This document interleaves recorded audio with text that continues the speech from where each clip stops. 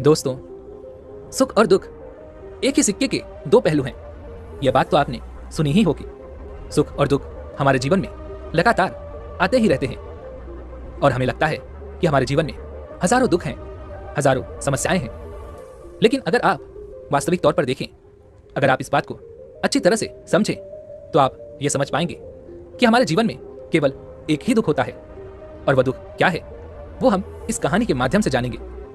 और उस दुख का निवारण, उस दुख का समाधान क्या है, वो भी हम इस कहानी में ही जानेंगे। तो इस कहानी के अंत तक जरूर बने रहिएगा। एक समय की बात है, एक गांव में एक व्यक्ति रहता था। उसका नाम सोनू था। वो बड़ा आलसी था और अपने जीवन से बहुत निराश था। और उसका कारण यह था कि उसने अब तक अपने जीवन में कुछ भी हासिल नहीं किया था। वह कुछ भी नहीं करता था। उसके घर वाले भी इस बात से बहुत परेशान रहते थे। वह चाहते थे कि वह बाहर जाकर कुछ अच्छा काम करे, कोई अच्छी नौकरी कर ले, लेकिन वह उनकी एक नहीं सुनता था। उसके घर वाले दूसरों का उदाहरण देकर उसे ताने मारते थे, उसे तरह तरह की बातें कहते थे, लेकिन उसे कोई फर्क नहीं पड़ता था। जबकि उसके सारे मित्र कामयाब हो चुके थे। कोई अच्छा व्यापार कर रहा था तो कोई अच्छी नौकरी कर रहा था, जिस कारण जब भी वो लोग मिलते तो वे लोग अपनी बढ़ चढ़कर बड़ाई किया करते। लेकिन सोनू कुछ नहीं करता था, जिस कारण जब भी कोई उससे पूछता कि तुम क्या कर रहे हो, तो वह कुछ नहीं कह पाता। उसे यह कहने में बहुत शर्म महसूस होती थी कि वह कुछ नहीं करता। वो हमेशा सबसे केवल एक ही बात कहता था कि मैं कोशिश कर रहा हूं, लेकिन उसकी कोशिशों का कोई भी फल किसी को नजर नहीं आ रहा था। देखते ही देखते अब ऐसा समय आ चुका था कि सोनू सभी से मुंह छिपाता फिरता, ताकि कोई उससे यह ना पूछ ले कि तुम क्या करते हो, जिस कारण वह कभी किसी के सामने भी नहीं आता था। धीरे धीरे उसका मन दुखी होने लगा था। वह बहुत निराश रहने लगा था। उसे अब ऐसा प्रतीत होता था मानो वह इस धरती पर बोझ है, जिस कारण वह अपने आप को बहुत अकेला महसूस करता, बहुत तन्हा महसूस करता। एक दिन तो उसके मन में यह भी विचार उत्पन्न होने लगे कि मेरे हाथों में कुछ नहीं है तो मैं क्या कर सकता हूं। अकेले बैठकर वह रोता रहा और भगवान को दोष देता रहा। एक दिन छुपता छुपाता वह घर से निकलकर कहीं जा रहा था। तभी उसने रास्ते में देखा कि एक बौद्ध भिक्षु लोगों को प्रवचन दे रहे हैं और प्रवचन में वह दुख की बातें कर रहे हैं। सोनू कुछ देर के लिए अपना मुंह छुपाकर वहीं पर खड़ा हो गया, ताकि उसे कोई देख न ले, और चुपचाप वह उन बौद्ध भिक्षु की बातें सुन रहा था। वह बौद्ध भिक्षु सभी को प्रवचन में कह रहे थे कि दुख हमारा सबसे बड़ा साथी है। हमें दुख अपने जीवन के बारे में समझाता है और हमें सही जीने का तरीका बताता है। यह हमारे गुरु की तरह है, जिससे हमें सीखना चाहिए। आप चाहें तो अपने जीवन में अपने दुखों को अपना गुरु बना सकते हैं और उससे सीख सकते हैं, या फिर आप चाहें तो अपने दुखों पर बैठकर रो सकते हैं। लेकिन इससे आपको कोई लाभ नहीं मिलेगा, बल्कि आप दिन ब दिन और कमजोर होते जाएंगे, निराश होते जाएंगे। सोनू छुप छुप कर उन बौद्ध भिक्षु की ये सारी बातें सुन रहा था। जैसे ही उपदेश खत्म हुआ, वह उन बौद्ध भिक्षु के पास पहुंचा। उन्हें प्रणाम करके वह कहता है, हे महात्मा, अभी आप कुछ देर पहले दुख को गुरु बता रहे थे। आप कह रहे थे कि दुखों से हमें सीखना चाहिए, हमें उन्हें अपना गुरु बनाना चाहिए। लेकिन मैं भी तो अपने दुखों से परेशान हूं, अपने जीवन से परेशान हूं। मैंने अब तक जो दुख झेले हैं, मुझे तो कभी ऐसा प्रतीत नहीं हुआ कि मेरे दुख मुझे कुछ सिखा रहे हैं, बल्कि मुझे तो हमेशा यही लगता है कि वह मुझे पीड़ा दे रहे हैं, तकलीफ दे रहे हैं। और दुख की पीड़ा बहुत भयंकर होती है। ऐसा लगता है कि अब इसके बाद हमारा जीवन समाप्त हो जाएगा। इसके बाद हमें कुछ नहीं मिलने वाला, और यहां तक कि हमें मृत्यु भी उसके सामने कम लगती है। जब लोग ताने मारते हैं, जब लोग ये कहते हैं कि तुम क्या कर रहे हो, तो मन को बहुत ठेस पहुंचती है और मैं उनसे कुछ नहीं कह पाता। सोनू की ये सारी बातें सुनकर वो बौद्ध भिक्षु सोनू से कहते हैं, बेटा, तुम्हें क्या दुख है और तुम दुख के बारे में ऐसी बातें क्यों कर रहे हो। सोनू ने अपने ऊपर बीती हुई सारी बातें उन बौद्ध भिक्षु को बता दी और कहने लगा, हे महात्मा, क्या आपके पास मेरे दुख का कोई समाधान है। सोनू की यह बात सुनकर वह बौद्ध भिक्षु मुस्कुराने लगे और उस सोनू से कहते हैं, बेटा, जब तुम्हारे जीवन में कोई असली दुख आए तब तुम मेरे पास आना, मैं उसका समाधान तुम्हें अवश्य बताऊंगा। उन बौद्ध भिक्षु की यह बात सुनकर सोनू थोड़ा सा अचरज में पड़ गया। उसे यह समझ नहीं आ रहा था कि क्या उसने अब तक जो दुख झेले हैं वह असली दुख नहीं है। उसने जो अब तक पीड़ाएं सही हैं, जो ताने सहे हैं, जो तकलीफें उठाई हैं, क्या वह असली दुख नहीं है? आगे वह मन ही मन अपने आप से कहता है कि जब मुझे मेरे अपने नहीं समझ पाए तो यह बौद्ध भिक्षु मुझे क्या समझेंगे। इतना सोचकर वो वहां से चला गया। सभी लोगों के ताने सुन सुनकर सोनू बहुत थक चुका था, वह बहुत निराश हो चुका था, जिस कारण उसने निर्णय लिया कि वह अब कुछ करके दिखाएगा। उसने अपने पिता से थोड़ा सा कर्ज लिया और उस कर्ज से उसने एक व्यापार शुरू किया। उसके पिता बहुत खुश थे कि कम से कम मेरा बेटा कुछ करने का प्रयास तो कर रहा है, लेकिन उसे व्यापार में कोई सफलता नहीं मिल रही थी, जिस कारण वो बहुत ही हताश हो चुका था, वो बहुत निराश हो चुका था। उसे यह समझ नहीं आ रहा था कि वह क्या करे, किस तरह से अपने व्यापार को आगे बढ़ाए। तभी उसके पिता ने उससे कहा, बेटा कोई बात नहीं, इसी तरह से प्रयास करते रहो, आज नहीं तो कल सफलता अवश्य मिलेगी। सोनू ने अपने पिता की बात मानी और अपने व्यापार में और भी कड़ी मेहनत करने लगा। धीरे धीरे उसे सफलता मिलने लगी और फिर उसने रफ्तार पकड़ ली। देखते ही देखते केवल 3 सालों के अंदर वो एक बहुत बड़ा व्यापारी बन गया। अब उसके पास धन दौलत की कोई कमी नहीं थी। लोग जो उसे पहले नापसंद किया करते थे, अब उसे पसंद करते थे, उसकी चिंता करते थे, उसके कार्यों की सराहना करते थे। उसके माता पिता भी अब अपने बेटे से बहुत खुश थे और उसकी सफलता से वो अत्यंत प्रसन्न थे। धीरे धीरे सोनू के मित्रों की संख्या लगातार बढ़ती जा रही थी। सोनू के कुछ मित्रों ने उसे यह भी सलाह दी कि उसे अपना व्यापार और तेजी से बढ़ाना चाहिए, उसे और फैलाना चाहिए। जब तुम आज केवल इस नगर के सबसे बड़े व्यापारी हो, तब तुम इतना खुश हो, तुम्हारे साथ ये सारे लोग हैं। वहीं पर तुम सोचो कि जब तुम इस राज्य के सबसे बड़े व्यापारी बन जाओगे, तब तुम्हारे यहाँ पर लोगों की भीड़ लग जाएगी। लोग तुमसे मिलने के लिए समय निकालेंगे। यहाँ तक कि इस राज्य का राजा भी तुमसे मिलना चाहेगा, तुम्हारी तारीफ करेगा। और यदि कभी ऐसी जरूरत आन पड़ी तो वह तुमसे धन भी उधार लेने के लिए अवश्य आएगा। सोनू को अपने दोस्तों की यह बात बहुत पसंद आई। सोनू ने सोचा कि मेरे मित्र सही कह रहे हैं, मुझे अपने व्यापार को और बड़ा करना चाहिए और फैलाना चाहिए, तभी तो हर कोई मेरे बारे में जान सकेगा, हर कोई मुझे पहचानेगा। उसने बिना देरी किए अपने समय को बिना गंवाए अपने व्यापार में और मेहनत करने लगा। लेकिन अब की बार उसके मन में धैर्य नहीं था, जिस कारण उसने कुछ अनुचित कदम उठाए ताकि उसका व्यापार जल्दी से जल्दी और बड़ा हो जाए। उसने कई लोगों से अधिक मात्रा में धन उधार ले लिया, जिससे उसके ऊपर अब काफी ऋण हो चुका था। और इतना ही नहीं, वो यहाँ पर नहीं रुका, उसने अधिक से अधिक मुनाफा कमाने के चक्कर में अपने माल की गुणवत्ता को भी खराब कर दिया, जिससे अब उसके माल में वो बात नहीं रह गई थी जो पहले हुआ करती थी। लेकिन वह अपने मित्रों की बात सुनता रहा, जैसा उसके मित्र कहते थे वह वैसा ही करता चला जा रहा था। यहाँ तक कि उसने अपने व्यापार को और भी तीव्रता से बढ़ाने के लिए अपने दूसरे छोटे व्यापारियों के खिलाफ षड्यंत्र भी रचने शुरू कर दिए, जिस कारण उसके मन में अब पहले जैसा वह सुकून नहीं था। उसे अब रातों को नींद नहीं आती थी। वह केवल एक ही विचार में लगा रहता था कि किस तरह से उसका व्यापार पूरे राज्य में फैल जाए और वह इस राज्य का सबसे बड़ा व्यापारी बन जाए, जिस कारण वह दिन रात केवल इसी मेहनत में लगा रहता कि उसका व्यापार जल्दी से जल्दी और बड़ा हो जाए। हालांकि उसके पास अब सब कुछ था, धन दौलत, अच्छा घर, गाड़ियां, नौकर चाकर, सभी सुख सुविधाएं, लेकिन उसके बावजूद भी वह उन चीजों का लाभ नहीं उठा पा रहा था, क्योंकि उसका पूरा ध्यान केवल अपने व्यापार को और उन्नति पर ले जाना था। एक दिन सोनू अपने रथ पर बैठकर एक मार्ग से होकर गुजर रहा था। तभी रास्ते में उन्हें गुरुवर का आश्रम पड़ा। यह देखकर वह उन बौद्ध भिक्षु के पास गया और उन बौद्ध भिक्षु से कहने लगा, हे महात्मा, आपने कहा था कि जब मेरे जीवन में कोई असली दुख आए तब मैं आपके पास आऊं। इस कारण मैं यहाँ पर आया हूँ।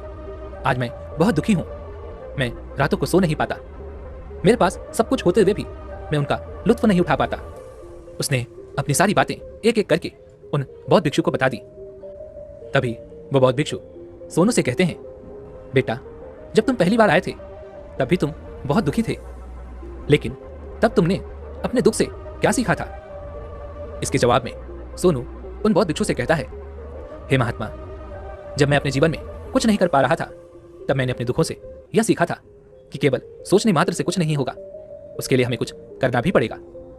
और केवल कोई कर्म करना ही हमें सफल नहीं बनाता, बल्कि उस कर्म को उसके अंजाम तक पहुंचाना हमें सफल बनाता है। फिर चाहे रास्ता कैसा भी हो, फिर चाहे परिस्थितियां कैसी भी क्यों ना हो, फिर चाहे कितनी ही बाधाएं आपके रास्ते में क्यों ना आ जाएं, चाहे ऐसा क्यों ना लगने लगे कि अब आपके जीवन में कुछ नहीं बचा और आप कुछ नहीं कर सकते, तब भी हौसला बांधे रखो, उम्मीद ना छोड़ो और अपने कार्य पर डटे रहो, यह सोचकर कि जब तक मैं अपने कार्य को सफल नहीं कर लेता, जब तक मैं अपने लक्ष्य तक नहीं पहुंच जाता, तब तक मैं इस कार्य को करता रहूंगा। मैं इस कार्य में अवश्य सफल होकर ही रहूंगा। जबकि बाकी लोग केवल सफल लोगों को महत्वता देते हैं, उनके कर्मों को नहीं। सोनू की ये सारी बातें सुनकर वह बौद्ध भिक्षु मुस्कुराने लगे और उस सोनू से कहते हैं, बेटा, जब तुम्हारे जीवन में असली दुख आए तब तुम मेरे पास आना, मैं तुम्हारी समस्या का समाधान अवश्य करूंगा। इतना कहकर वह बौद्ध भिक्षु वहां से उठकर चले गए। सोनू एक बार फिर से उनकी यह बातें सुनकर आश्चर्यचकित रह गया। उसे अब यह समझ नहीं आ रहा था कि क्या उसने जो दुख देखा है, उसने जो तकलीफें अब तक सही हैं, क्या वह असली दुख नहीं है। उसके मन में अब एक सवाल उत्पन्न होने लगा कि आखिर असली दुख क्या है और इसकी पहचान क्या है, और मुझे कैसे पता चलेगा कि इस समय मैं असली दुख में हूं। लेकिन उसने कुछ नहीं कहा। वह यह सब सोच ही रहा था कि तभी वह बौद्ध भिक्षु सोनू के पास एक बड़ा सा घड़ा लेकर पहुंच जाते हैं। उस घड़े के अंदर सोने के सिक्के थे। उस घड़े को देते हुए वह बौद्ध भिक्षु सोनू से कहते हैं, बेटा, तुम इसे उस पेड़ के नीचे दबा दो, क्योंकि यह मेरे किसी काम का नहीं है। जब मुझे इसकी जरूरत पड़ेगी तब मैं वहां से खोदकर इसे निकाल लूंगा, लेकिन अभी के लिए इसे वहां पर मिट्टी के नीचे दबा दो। सोनू ने उन बौद्ध भिक्षु की बात मान ली और वह घड़ा उस पेड़ के नीचे जाकर मिट्टी में दबा दिया। इतना करके वह उन गुरुवर को प्रणाम करता है और वहां से वापस अपने घर की ओर लौट जाता है। धीरे धीरे समय बीतता गया। समय के साथ साथ सोनू व्यापार में और भी ज्यादा उन्नति कर चुका था, लेकिन माल की गुणवत्ता अच्छी ना होने के कारण अब उसके व्यापार में घाटा होने लगा। और धीरे धीरे ऐसा समय आया कि उसका व्यापार पूरी तरह से चौपट हो गया।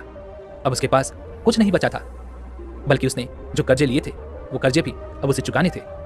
लेकिन वह तो यह सोचकर निश्चिंत था कि उसने जो कुछ भी कर्जे लिए हैं वो कर्जे उसने अपने मित्रों से लिए हैं, जिस कारण वह उन्हें लौटाने में थोड़ी देर अवश्य कर सकता है।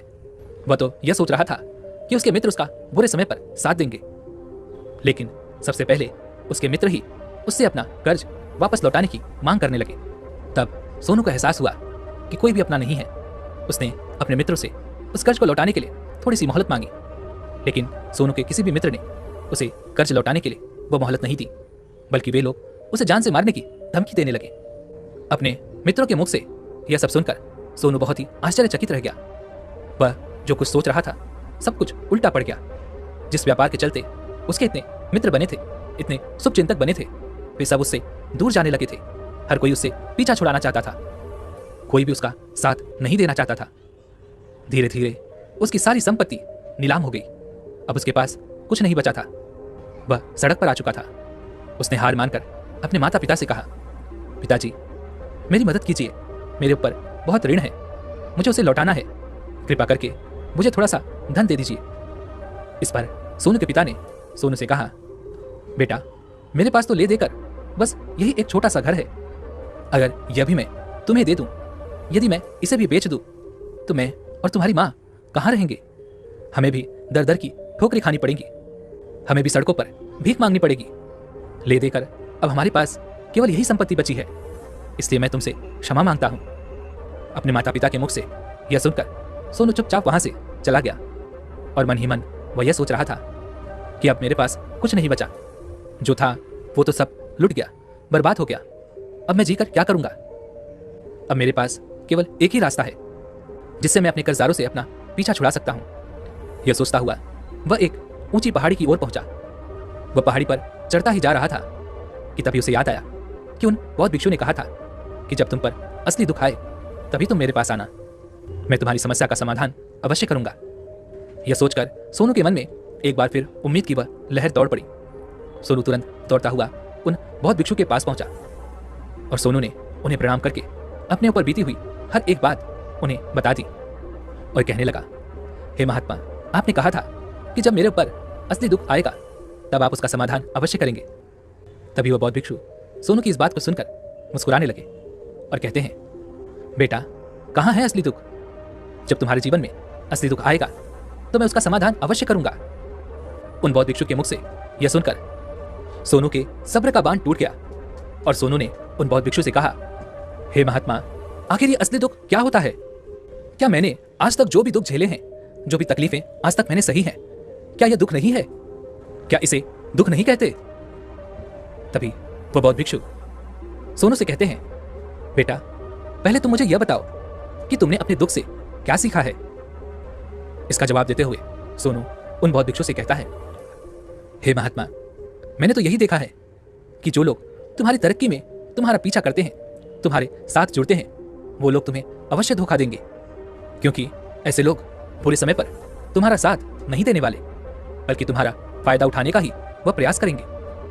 इसलिए ऐसे लोगों पर भरोसा ना करें, बल्कि जो लोग तुम्हारी असफलता के समय पर, तुम्हारे बुरे समय पर तुम्हारे साथ खड़े हैं, वही तुम्हारे असली मित्र हैं और वही तुम्हारे साथ रहते हैं। और ऐसे लोग तुम्हें बहुत कम मिलते हैं, और जिन्हें भी ऐसे लोग मिलते हैं उन्हें हमेशा उनकी कद्र करनी चाहिए।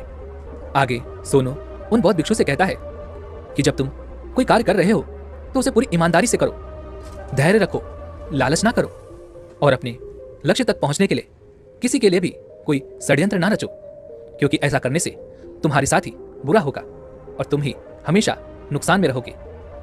सोनू की ये सारी बातें सुनकर वह बौद्ध भिक्षु उस पेड़ के पास पहुंचे। उन्होंने गड्ढा खोदा और वह घड़ा निकालकर उस सोनू के हाथों में थमा दिया, जिसमें सोने के सिक्के भरे हुए थे। वह घड़ा सोनू के हाथ में थमाते हुए उन बौद्ध भिक्षु ने कहा, लो इसे पकड़ो, और जब तुम्हारे जीवन में असली दुख आए तब तुम मेरे पास आना, मैं उसका समाधान अवश्य करूंगा। सोनू अब भी बड़ी अचरज में था। उसे यह समझ नहीं आ रहा था कि आखिर यह असली दुख है क्या। लेकिन उसने अपने हाथों में पड़े हुए उस घड़े को देखा जिसके अंदर सोने के सिक्के थे। यह देखकर उसे मन ही मन यह लगा कि चलो अब तो थोड़ी सी राहत अवश्य हो जाएगी, मैं अपने मित्रों का वह कर्ज लौटा सकूंगा और एक नया व्यापार भी फिर से आरंभ कर सकूंगा। जिस कारण उसने उन बौद्ध भिक्षु को प्रणाम किया, उनका धन्यवाद किया और वहां से चल पड़ा। सोनू ने उस सोने के सिक्कों से सभी का कर्जा लौटा दिया और अपने लिए एक बार फिर से नया व्यापार शुरू किया। व्यापार छोटा था, लेकिन अब की बार सोनू बहुत खुश था। उसने पूरी ईमानदारी, मेहनत और लगन के साथ अपने व्यापार पर काम किया और देखते ही देखते एक बार फिर से वह एक बड़ा व्यापारी बन गया। लेकिन अब की बार वह बहुत खुश था, क्योंकि इस बार उसने कोई लालच नहीं की, ना ही किसी के लिए षड्यंत्र रचा, बल्कि उसने पूरी ईमानदारी और मेहनत के साथ अपने व्यापार पर काम किया। लेकिन जैसे जैसे आप धनी होते जाते हैं, जैसे जैसे आप अमीर बनते जाते हैं, आपके मन में एक डर और उत्पन्न होने लगता है, और वह है अपनी दौलत को ना खो देना। जिस कारण आप लोग दान करना शुरू कर देते हैं, पुण्य करना शुरू कर देते हैं, लोगों की मदद करते हैं, ताकि आपके जीवन में कभी कोई दुख ना आए। लेकिन यह जीवन सुख और दुख का संगम है, जिस कारण हर किसी को सुख और दुख से होकर गुजरना ही पड़ता है। इसी वजह से एक बार फिर से सोनू के जीवन में एक और दुख उत्पन्न हुआ। अब की बार उसके माता और पिता दोनों की मृत्यु हो गई। सोनू अपने माता पिता से बहुत प्रेम करता था, जिस कारण उसके मन को बहुत गहरा आघात पहुंचा। जब आखिरी बार वह उन्हें देख रहा था तो उसके मन में हजारों सवाल उत्पन्न होने लगे। वह अपने घर लौटा। घर लौटकर उसने देखा कि जिस संपत्ति के लिए वह हमेशा लड़ते झगड़ते रहते थे, आज उसकी देखभाल के लिए कोई नहीं था। उसके माता पिता ने जो भी मेहनत की, जो भी अपने जीवन में इकट्ठा किया, वह सब यहीं रह गया। लेकिन अब सब कुछ खत्म हो चुका था और सोनू का मन अब बहुत बेचैन हो रहा था। उसके मन में हजारों सवाल उत्पन्न हो रहे थे और वह अपने आप को बहुत अकेला महसूस कर रहा था। उसे बहुत खाली सा महसूस हो रहा था। उसने इधर उधर देखा, लेकिन उसे कुछ समझ नहीं आया। तभी उसे उन बौद्ध भिक्षु की याद आई। वह तुरंत ही भागा भागा उन बौद्ध भिक्षु के पास पहुंचा। उसे देखते ही उन बौद्ध भिक्षु ने सोनू से सवाल किया और कहा, क्या बात है बेटा, क्या कोई फिर से दुख आन पड़ा है? तभी सोनू ने कहा, नहीं गुरुदेव, अब तो सब ठीक है, लेकिन आज मेरे माता पिता की मृत्यु हो गई और मैं बहुत अकेला महसूस कर रहा हूं। मैं बहुत दुखी महसूस कर रहा हूं, जैसे कुछ खाली सा, जैसे कुछ अकेलापन सा। तभी वह बौद्ध भिक्षु उस सोनू से कहते हैं, बेटा, इसमें दुखी होने वाली बात क्या है? यह तो जीवन है, एक दिन तो सभी को जाना है। यहां पर कोई भी रहने नहीं आया और ना ही कोई रहेगा। हम सब एक न एक दिन मृत्यु को प्राप्त हो ही जाएंगे, और मृत्यु कब आएगी यह किसी को नहीं पता। हो सकता है कि तुम्हारी मृत्यु कल ही हो जाए, या फिर आज और अभी। यह सुनकर सोनू आश्चर्यचकित रह गया। उसने उन बौद्ध भिक्षु से कहा, हे महाराज, आप ये क्या कह रहे हैं? मैं तो अभी जवान हूं और मुझे तो अभी अपनी पूरी उम्र जीनी है। मैं तो जीना चाहता हूँ, कुछ करना चाहता हूँ, और आप कह रहे हैं कि मैं कभी भी मृत्यु को प्राप्त हो सकता हूँ। इस पर वो बौद्ध भिक्षु सोनू से कहते हैं, भंते, इस भ्रम में मत रहना कि मृत्यु केवल बूढ़ों को आती है। बूढ़ों के सामने तो उनके जवान बच्चे तक मर जाते हैं। मृत्यु कभी किसी की उम्र देखकर नहीं आती और ना ही किसी को बताकर आती है। उन बौद्ध भिक्षु के मुख से यह सारी बातें सुनकर सोनू और भी ज्यादा बेचैन हो गया और वह चुपचाप वहां से चला गया। उसके मन का वह खालीपन अब भी वैसे ही था। वह अभी भी अपने आप को बहुत अकेला महसूस कर रहा था। उसके बाद से उसका मन अपने व्यापार में भी नहीं लगता। जब भी वह कोई कार्य करता तो उसके मन में ढेरों सारे प्रश्न उठने लगते। वह क्या कर रहा है, क्यों कर रहा है, और उसने इस कार्य को क्यों किया।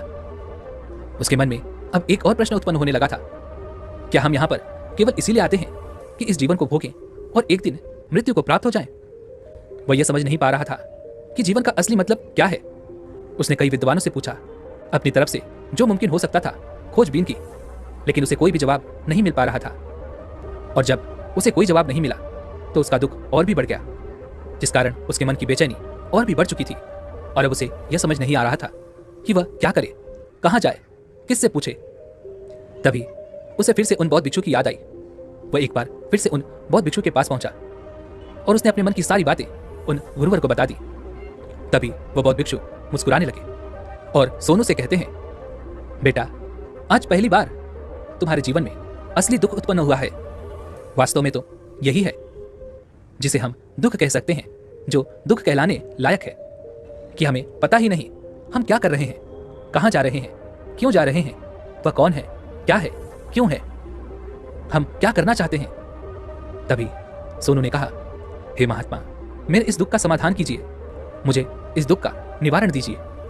तभी वह बौद्ध भिक्षु सोनू से कहते हैं, भंते, हम मनुष्य अपने जीवन भर केवल सब कुछ इकट्ठा करने में लगे रहते हैं, फिर चाहे वो धन संपत्ति हो, मान सम्मान हो, परिवार, प्रेम, मित्र, शत्रु, मान, प्रतिष्ठा, इन सब के पीछे हम अपना पूरा जीवन लगा देते हैं। लेकिन हम यह भूल जाते हैं कि इनमें से कोई भी चीज हमारे साथ नहीं जाने वाली। तभी सोनू ने कहा, हे महात्मा, आप सही कहते हैं। मेरे माता पिता की मृत्यु के बाद उनका सब कुछ यहीं पर रह गया। वह अपने साथ कुछ भी ना ले जा सकी, उनका सब कुछ यहीं छूट गया। तभी वह बौद्ध भिक्षु मुस्कुराने लगे और सोनू से कहते हैं, भंते, जो कुछ भी मैं तुमसे कह रहा हूं, इसे ध्यान से समझने का प्रयास करना कि हम इस दुनिया में जो कुछ भी इकट्ठा करते हैं उसे हम कभी भी इकट्ठा करते ही नहीं। सभी चीजों को देखते हैं, लेकिन वास्तविकता में हमें जिस चीज को इकट्ठा करना चाहिए उसकी तरफ हमारा ध्यान ही नहीं जाता, और वह है हम खुद। ताकि जब तक हमारा अंतिम समय आए तब तक हम अपने आप को समझ सके, पहचान सके। हम सबके अंदर क्रोध, लालच, लोभ जैसी कई वासनाएं हमारे अंदर घर करके बैठ जाती हैं, जिस कारण हम अपने जीवन को टुकड़ों में जीते हैं और हमारी चेतना कभी एक नहीं हो पाती। हम कभी एक जगह सोच नहीं पाते, समझ नहीं पाते, और हमारी ऊर्जा शक्ति भी पूरी तरह से छिन्न भिन्न हो जाती है। और आजकल के इस दौर में हमारे पास तो इतना भी समय नहीं कि हम एक पल निकाल करके, एक पल के लिए मुड़कर अपने आप को देख सके, अपने आप को समझ सके। वास्तविकता में हर कोई यहाँ पर अपने जीवन भर केवल दुख दुख कहकर चिल्लाता रहता है, उसका समाधान निकालने का हर मुमकिन प्रयास करता है, लेकिन जिसे हम दुख समझते हैं वह तो दुख है ही नहीं। तो इसका समाधान आपको कहां से मिलेगा? यह तो परिस्थितियां हैं जिसके कारण हम अपने आप को दुखी समझते हैं, अपने आप को तकलीफ में समझते हैं। जैसे ही हम एक परिस्थिति से निकलते हैं, हम किसी दूसरी परिस्थिति में फंसकर रह जाते हैं। जिस प्रकार हम पहली समस्या का सामना करते हैं, उसी प्रकार हम दूसरी समस्या का भी सामना करते रह जाते हैं। और जब हम इन परिस्थितियों से हार मान लेते हैं, जब हमें लगता है कि अब कोई रास्ता नहीं बचा, तब हमारे सामने हमें केवल एक ही रास्ता नजर आता है, और वह है मृत्यु। लेकिन यह कोई समाधान नहीं है, यह कोई रास्ता नहीं है। इसलिए यदि आप सचमुच अपनी समस्याओं का समाधान चाहते हैं तो अपने आप को इकट्ठा करना सीखिए, अपनी ऊर्जा को इस संसार में वापस खींचिए, उसे एक करो और अपने ऊपर ध्यान लगाओ। मृत्यु से पहले अपने आप को पहचानो, अपने आप को जानो, अपने आप को बिखरने ना दो। तभी सोनू उन बौद्ध भिक्षु से कहता है, हे महाराज, तो क्या हमें इस जीवन को नहीं जीना चाहिए? क्या हमें अपनी इच्छाओं को नहीं पूरा करना चाहिए? तभी वह बौद्ध भिक्षु सोनू के इस सवाल का जवाब देते हुए कहते हैं कि हमें किसी से भी लगाव नहीं रखना चाहिए। हमें अपनी इच्छाओं को मार देना चाहिए। हमें संपत्ति इकट्ठा नहीं करनी चाहिए, क्योंकि हम मनुष्य की इच्छाएं, कामनाएं, वासनाएं ऐसे होती हैं जैसे मानो कि एक पर्वत से गिरता हुआ झरना, जिस पर किसी का नियंत्रण नहीं है सिवाय देखते रहने के और परेशान होने के। लेकिन जब तुम अपने ऊपर ध्यान देने लगते हो, जब तुम अपने आप को पहचान जाते हो, समझ जाते हो, तब तुम इस पर नियंत्रण पा सकते हो। तब इच्छाएं भी तुम्हारे वश में होती हैं और फिर तुम चाहो तो उन इच्छाओं की पूर्ति भी अवश्य कर सकते हो। गुरुदेव की ये सारी बातें सुनकर सोनू ने गुरुदेव से कहा, हे महाराज, आपका बहुत बहुत धन्यवाद। आपने मेरी सबसे बड़ी समस्या का समाधान आज कर दिया। मैं आज से अपने आप को एकत्रित करूंगा। गुरुदेव, मानव शरीर में बहुत ऊर्जा है, बहुत शक्ति है, पर वह बेकार के कामों में लग जाती है, जिस कारण हमारा जीवन भी बेकार की चीजों में लगा रहता है। लेकिन हम कभी भी इस पर अपना ध्यान नहीं देते। हम कभी भी अपनी ऊर्जा को केंद्रित नहीं करते, अपने ऊपर कभी ध्यान नहीं देते। दोस्तों, हमारा जीवन भी कुछ ऐसा ही है। हम अपने जीवन में हमेशा अपने आप से और उस ऊपर वाले से सवाल करते रहते हैं कि हमारे जीवन में इतना दुख क्यों है। हम सभी के मन में यह सवाल तो अवश्य ही उठता है, और इसका जवाब है कि वह ईश्वर यह चाहता है कि हम अपने जीवन के अंतिम दुख तक पहुंच सके, उस गहराई तक पहुंच सके जहां पर हमें यह पता चल सके कि हमने अभी तक अपने आप को नहीं जाना, अपने आप को नहीं पहचाना। मानव शरीर के अंदर जो ऊर्जा है, जो शक्ति है, उसके बारे में हम अभी तक नहीं जानते।